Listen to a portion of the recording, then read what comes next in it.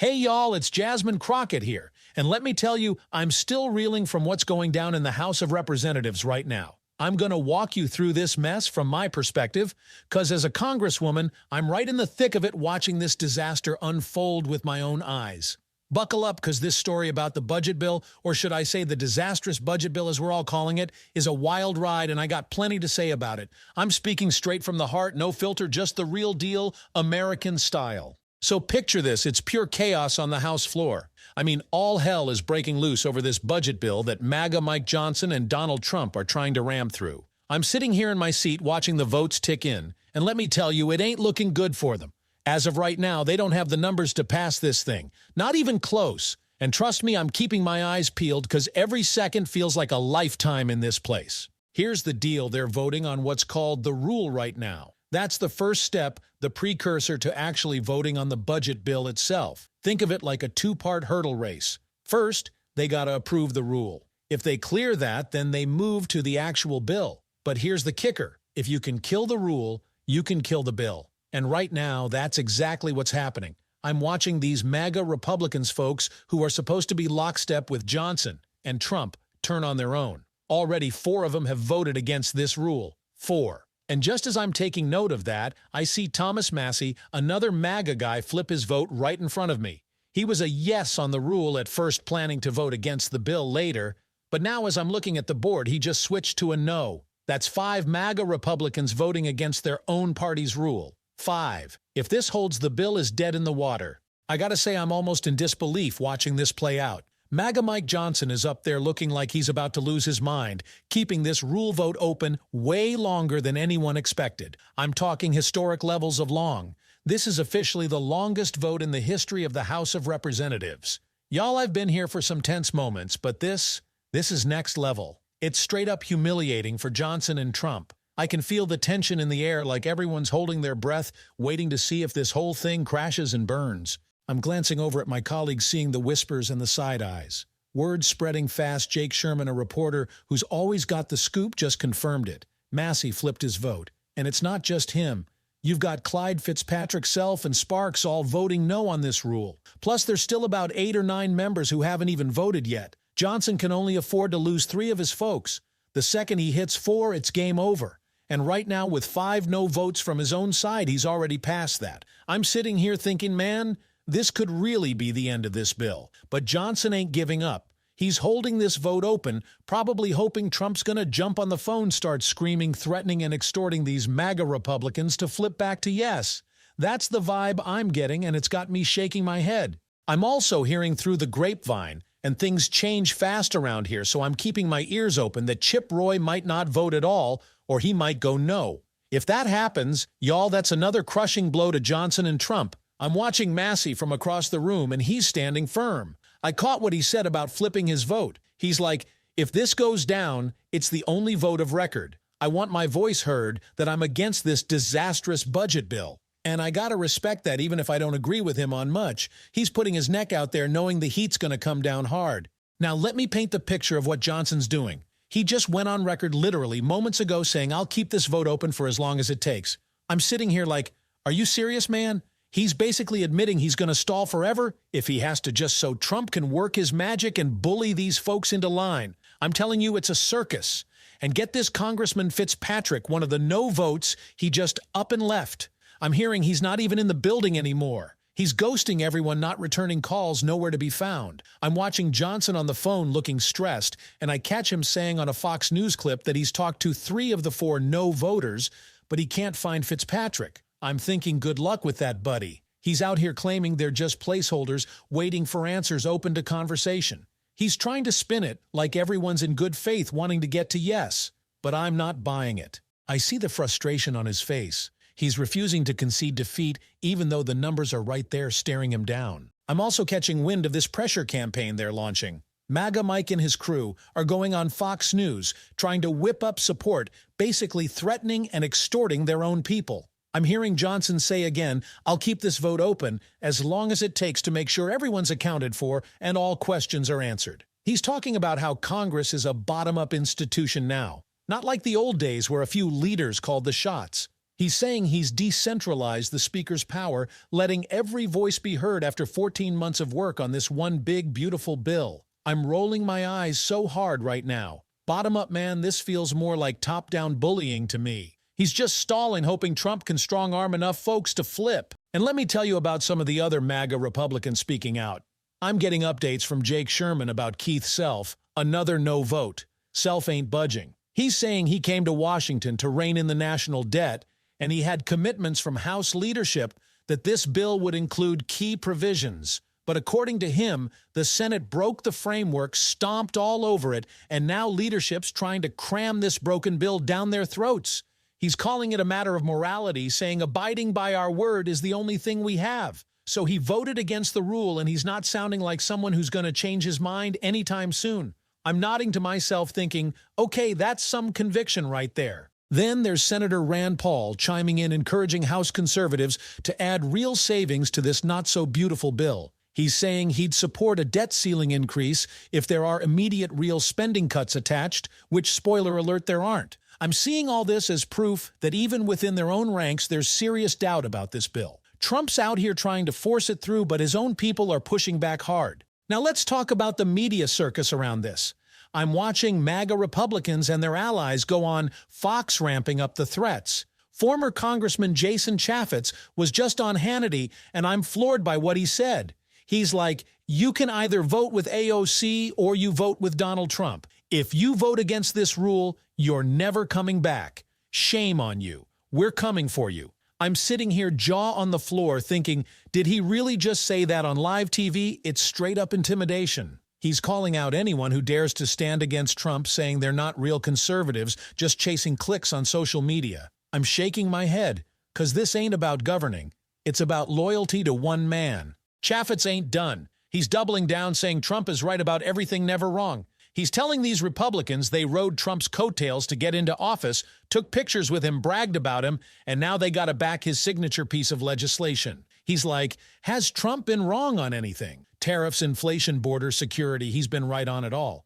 I'm thinking, man, this is cult-level stuff right here. He's even warning the last few no votes that they'll be done in politics if they don't get in line. Fox is straight up whipping votes for what feels like a Trump regime. I'm calling it like I see it, state regime media. They're playing a dangerous game, and I'm worried about what this means for democracy when dissent gets you threatened like this. On the flip side, I'm catching some refreshing honesty from others. Dan Coe was just on CNN, and I'm loving what he said. He's like, Trump either doesn't know what's in this disastrous bill, or he's outright committing fraud. He's pointing out how Trump tweeted about no taxes on Social Security, which would cost $100 billion a year, and it's not even in the bill. So either Trump's clueless or he's lying to the public. I'm nodding along because I've been asking myself the same thing. What does he even know about this mess he's pushing? And then there's my fellow Democrat Joe Negus, who's just as fed up as I am. I'm cracking a smile when I hear him speak up on the floor saying, what are we doing here? We've had this rule vote open for like 24 hours, 48 hours, 3 months.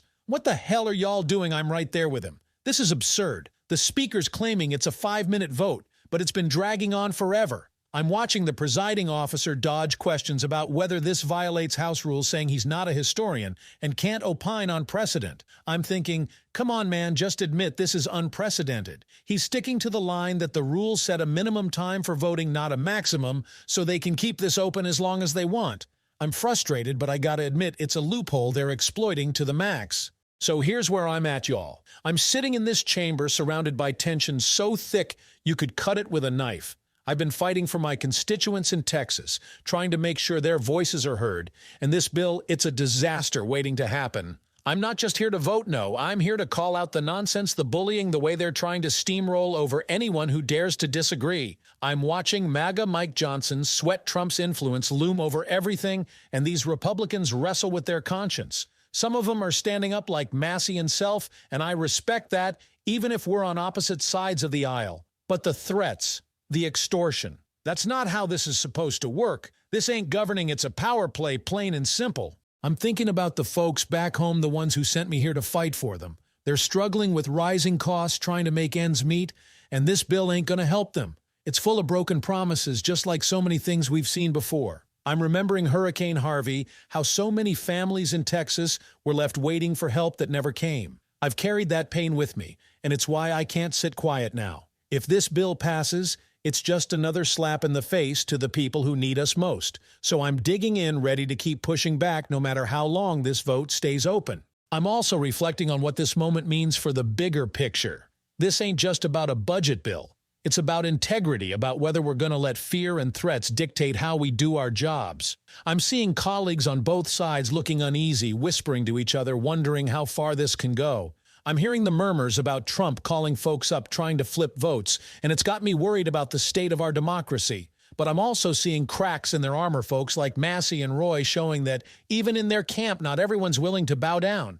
And that gives me a sliver of hope, y'all. Maybe, just maybe, enough people will stand up to kill this thing. As I'm sitting here, I'm also thinking about the media's role in all this. Fox is out there acting like Trump's personal cheer squad, while others like CNN are at least asking the hard questions. I'm grateful for folks like Dan Coe and Joe Negus who are calling it like it is, but I'm frustrated too because I know a lot of people back home are only going to hear one side of this story. They're going to hear the threats, the spin, not the real reasons why this bill is a disaster. So I'm making a mental note to keep speaking out, to keep getting the truth to my people no matter what. I'm looking at the clock, seeing how this so-called 5-minute vote has stretched into hours, and I'm just exhausted. But I'm not giving up. I'm here for the long haul, ready to fight tooth and nail against this bill. I'm thinking about the history we're making, not the good kind, but the kind that shows how broken things can get when power trumps principle. I'm wondering how long Johnson can keep this up, how many arms he can twist before someone says enough.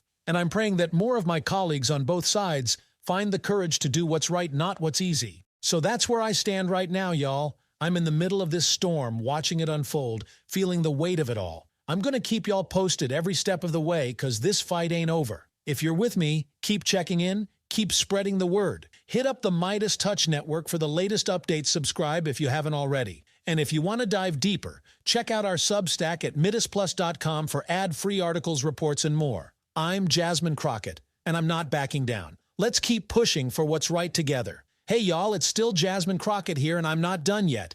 I've been sitting in this chaotic House chamber, watching this disaster of a budget bill vote drag on, and I've got more to say. I'm speaking straight from my heart, keeping it real in that down-home American way, because this mess is personal to me. I'm not just a congresswoman, I'm a fighter for my people in Texas, and I'm seeing firsthand how this process is failing them. So let's dive deeper into what's going down, what it means for us, and why I'm digging my heels in even harder. As I'm looking around this room, the tension is still thick. I mean, you can feel it in your bones. MAGA Mike Johnson is up there at the podium, looking more frazzled by the minute, still holding this rule vote open like it's his lifeline. I'm checking the board again, and those 5 no votes from his own MAGA Republicans, Massey, Clyde, Fitzpatrick, Self, and Sparks, are still there glaring back at him. I'm thinking, man, this is a rebellion in his own ranks. And with 8 or 9 members still not voting, the uncertainty is killing him. I can see it in his face. He's banking on flipping at least 2 of those no votes back to yes because he can't lose more than 3.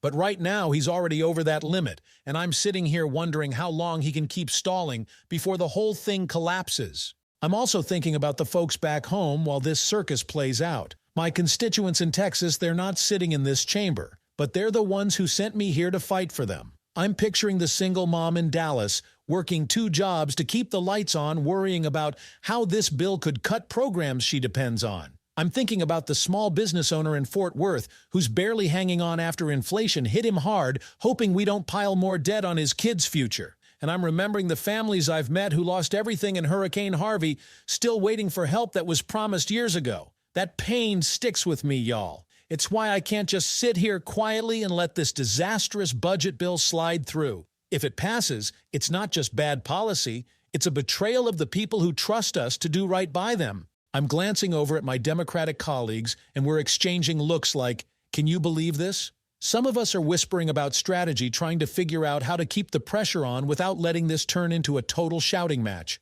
I'm proud to be on this side of the aisle right now, standing with folks who see this bill for what it is, a mess that prioritizes political points over people's lives. But I'm also keeping an eye on those MAGA Republicans who are voting no. I don't agree with them on much, but I gotta give credit where it's due. Thomas Massey flipping his vote, Keith Self standing firm on morality. Those are bold moves when they know Trump and Johnson are going to come down on them like a ton of bricks. I'm thinking, if even their own folks are breaking ranks, maybe we've got a real shot at killing this thing. But let me tell you what's got me fired up the most. It's the way this whole process is being handled. I'm watching Johnson cling to this vote like it's his last hope, saying he'll keep it open as long as it takes. I'm hearing through the rumor mill that Trump's on the phone trying to strong-arm these holdouts. And then there's Fox News acting like Trump's personal PR team with folks like Jason Chaffetz out there threatening anyone who dares to vote. No. I'm replaying his words in my head. You can either vote with AOC or with Donald Trump. If you vote against this rule, you're never coming back. Shame on you. We're coming for you. I'm sitting here fuming, because that ain't democracy. That's intimidation, plain and simple. I'm thinking about how this sets a dangerous precedent. If you can't vote your conscience without fear of being blacklisted, what are we even doing here? I'm worried for my colleagues across the aisle who are getting these threats, because I know what it's like to stand up and take heat for what you believe in. I'm also reflecting on my own journey to this moment. Growing up in Texas, I saw firsthand how politics can either lift people up or let them down. I've been a lawyer fighting for justice in the courtroom, and now I'm here in Congress fighting for it on the House floor. I've faced my share of pushback, folks telling me to stay in my lane, to not rock the boat, but I've never been one to back down, especially when I see something wrong. And this bill, it's wrong on so many levels. It's not just about the numbers, it's about the promises we're breaking, the trust we're eroding. So I'm sitting here steeling myself for whatever comes next, knowing I've got to keep speaking out no matter how long this vote drags on. I'm also thinking about the bigger picture for our country. This ain't just a fight over a budget bill. It's a fight over what kind of government we want to be. Are we going to be a place where loyalty to one person trumps everything else? Or are we going to be a place where we debate, disagree, and still find a way to put the people first?